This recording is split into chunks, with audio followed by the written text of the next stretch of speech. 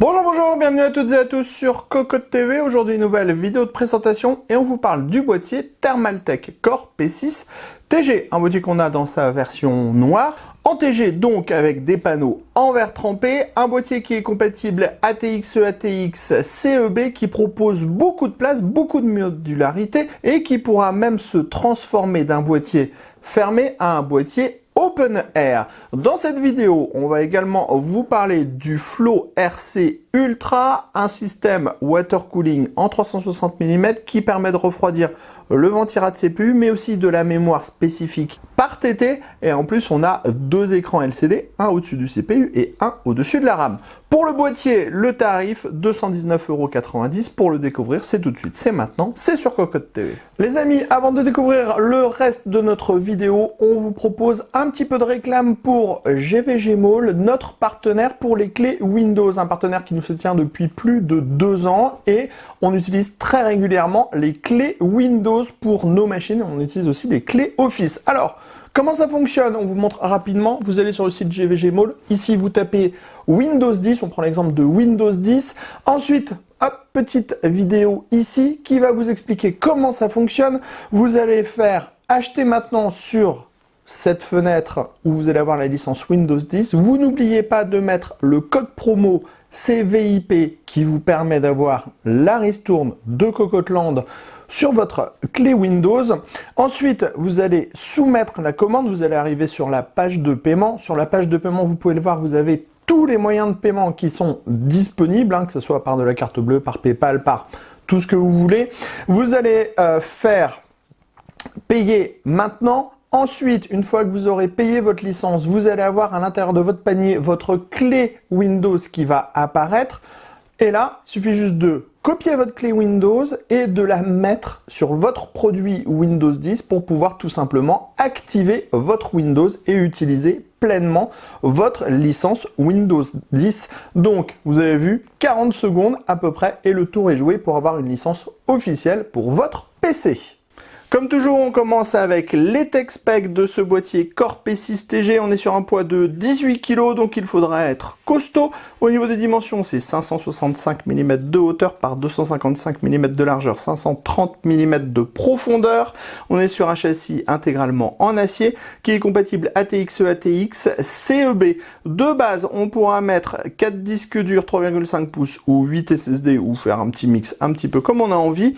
On pourra mettre du ventirad CPU de 180 mm de hauteur. Au niveau des cartes graphiques, on pourra mettre jusqu'à 458 mm de longueur.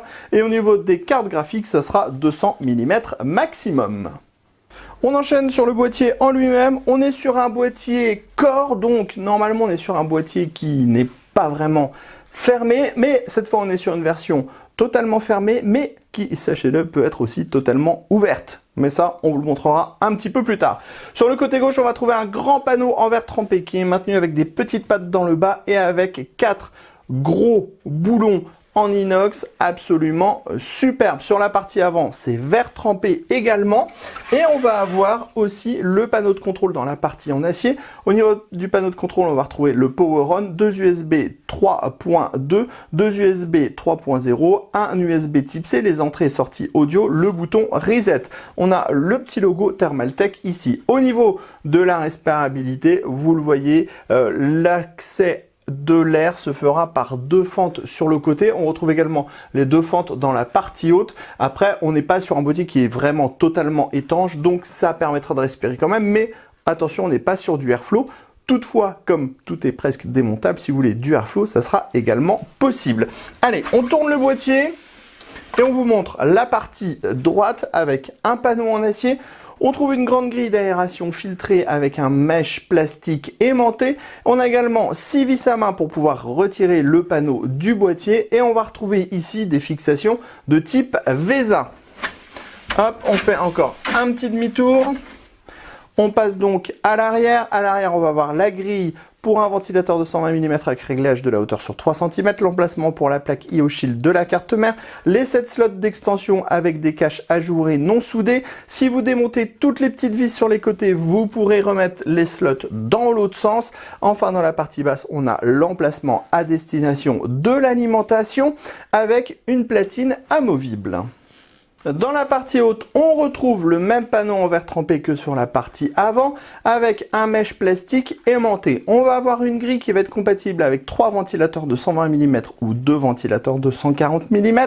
On pourra mettre du radiateur de water cooling en 280 360 mm. Il faut savoir que cette grille, elle est également répliquée dans la partie basse avec les mêmes spécificités. Elle est également répliquée à l'avant avec les mêmes spécificités et elle est répliquée dans le fond du boîtier avec les mêmes spécificités.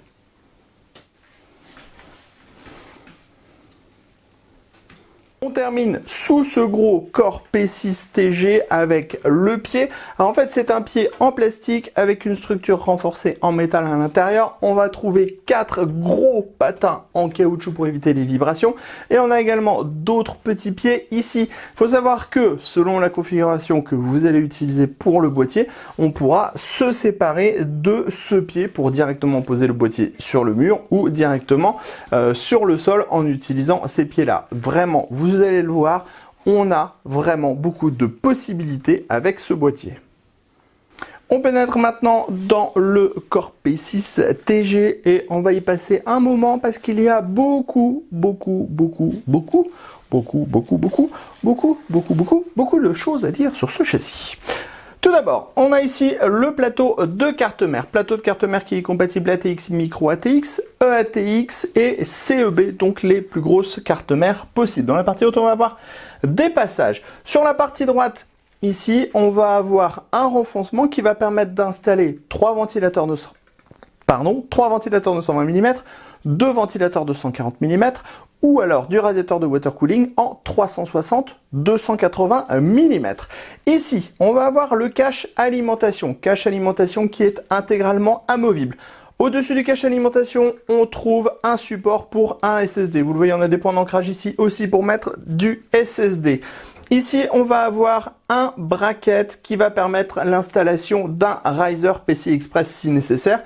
Et ici, les slots, on en a 7 et en retirant 5 vis, on pourra les mettre à 90 degrés ou classiquement. Donc ça, c'est vraiment hyper simple à utiliser.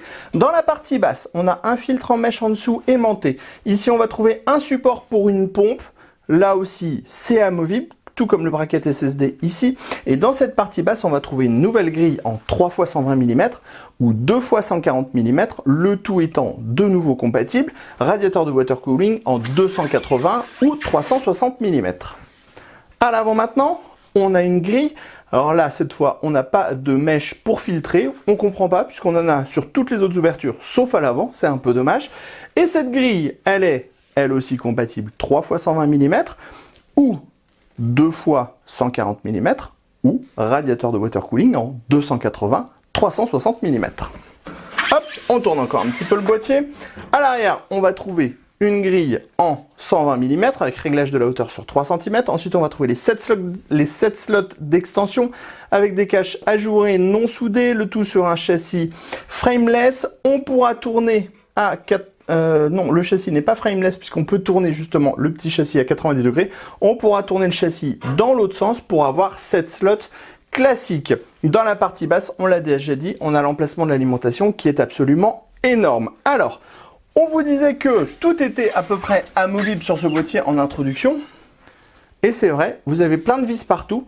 Et on va pouvoir, par exemple, si vous démontez ici et là, les petites parties en plastique, vous allez pouvoir en fait retirer les panneaux en verre trempé et accéder aux grilles.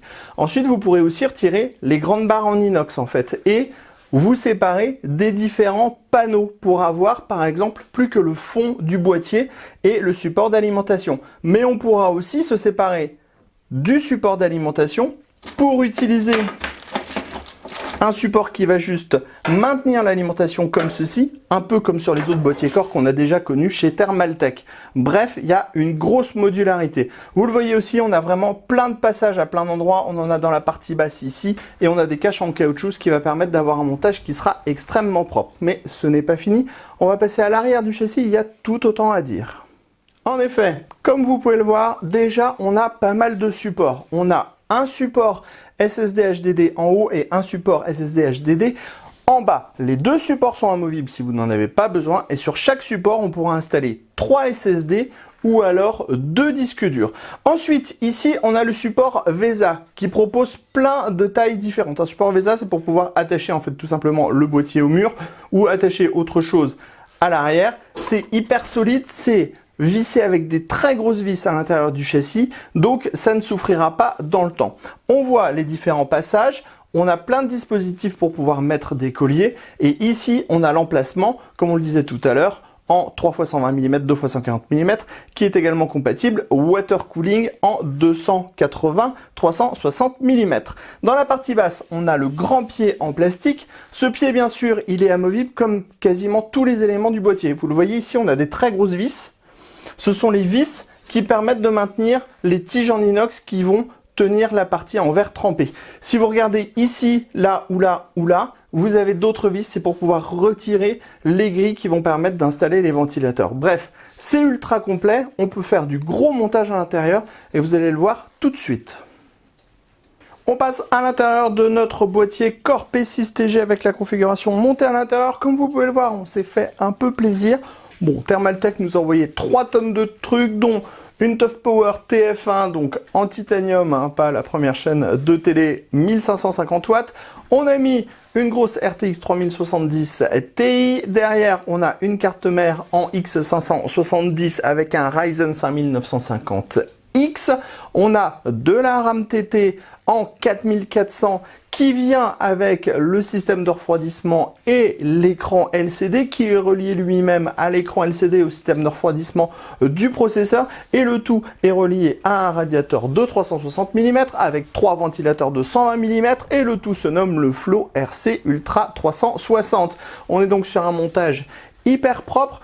On a mis en fait délibérément le radiateur dans le fond du boîtier, tout simplement parce que vous le verrez en fin de vidéo, il est possible de démonter en fait quasiment tout le reste du boîtier pour avoir juste le plateau avec le pied pour avoir une sorte de boîtier open air. On pourra même retirer en fait la partie basse et garder que le plateau avec l'alimentation, la carte mère, la carte graphique et le système de refroidissement pour pouvoir le poser au mur grâce à la fixation VESA qui est présente derrière. Que vous dire de plus? Le montage est ultra propre, on voit on a de la place absolument partout, mais où c'est le plus frappant, ça va être à l'arrière du plateau de la carte mère, puisque c'est là qu'on va avoir une super organisation. Alors attention, par contre, il faudra une alimentation avec des câbles qui sont relativement longs, parce qu'on part d'ici et le plateau est très grand, puisqu'on est sur un plateau compatible ATX, EATX, CEB, donc même pour les plus grosses cartes mères disponibles. Mais après, on a vraiment plein de passages dans la partie haute, on a des passages sur les côtés et on a plein de passages dans la partie basse. Et avec le cache alimentation, ça permettra de dissimuler assez facilement tous les câbles. On le voit, on n'a presque aucun câble qui est visible. Après, on a aussi décidé de jouer la carte du full black sur tous les composants. Donc clairement, on voit que tous les tuyaux du water cooling ou tous les petits câbles USB pour pouvoir relier les différents écrans LCD et tout se fondent dans la masse et disparaissent dans le montage. Allez, tout de suite, on vous montre la partie arrière. Et comme on vous le disait, à l'arrière, c'est vraiment très propre parce qu'en fait, avec les différentes platines qu'on a pour la fixation VESA ou alors pour les HDD et les SSD, en fait, on va pouvoir tout simplement passer les câbles à l'arrière. Donc en fait, ça va faire une sorte de pré-organisation. Là, ici, on a tous les câbles classiques pour les USB, les Power-On, les Reset, le Type C, le 3.2 qui sont déjà pré-câblés, qui arrivent dans la partie basse. Ensuite, on va tout distribuer par en dessous sous le cache alimentation. Ça se voit vraiment à peine.